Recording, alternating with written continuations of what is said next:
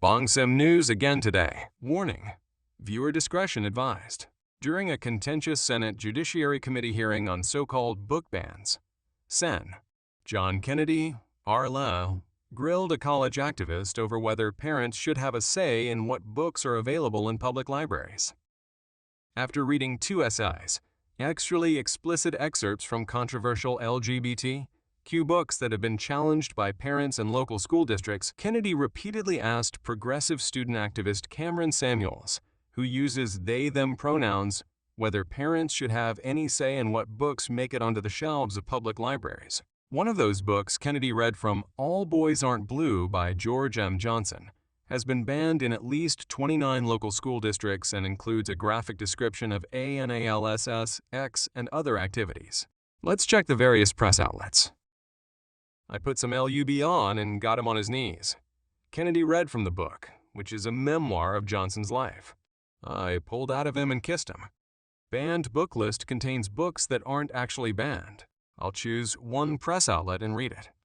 Americans are admirably, instinctually wary of censorship. Living in the land of the free under the protection of the First Amendment will have that effect. But that vigilance against tyranny is sometimes weaponized.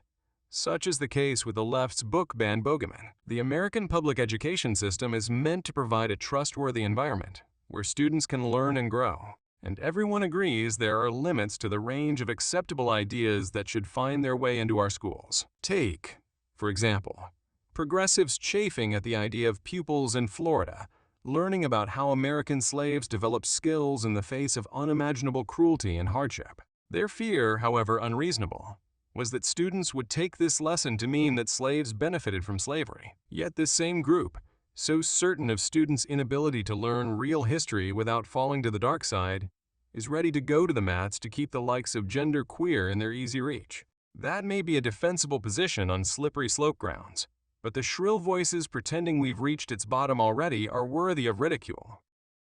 Republican Sen. John Neely Kennedy of Louisiana read from APOAR rnographic book at a Senate hearing. The scene of reading the book was not included in the video. Let's watch together. What do you understand? Well, let me skip you for a second. Mr.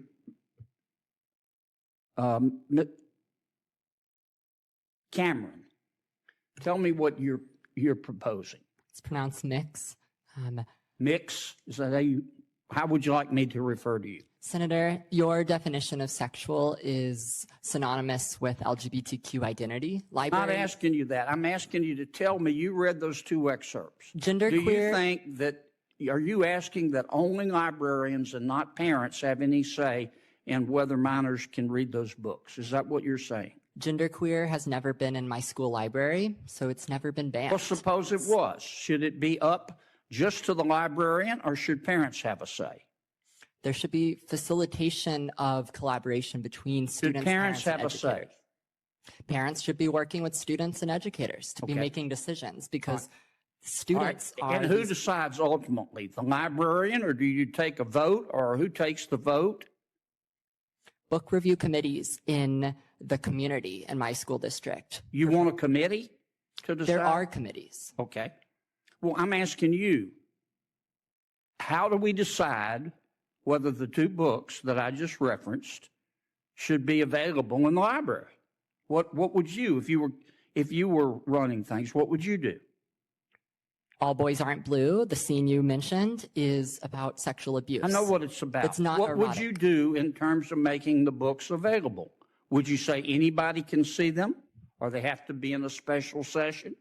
Students who do not read books like All Boys Aren't Blue cannot learn what is appropriate. I understand that. They cannot learn. I understand, but none of you want to answer my question. You come here and you say censorship is bad, and of course it's bad.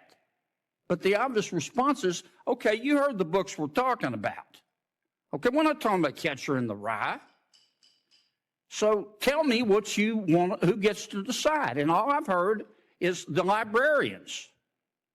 And parents have nothing to do with it. And if that's your response, what planet did you just parachute in from?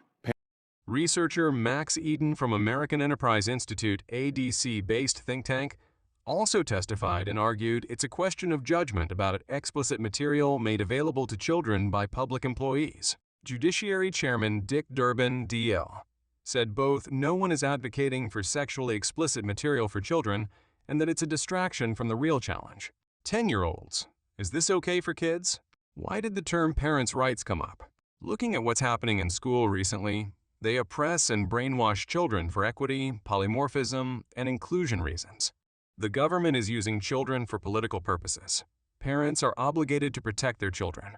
What do you think? What do the viewers think? Parents have the only say. Teachers have no say. They are employees. When they begin to understand who it is they work for, they'll start to get in line.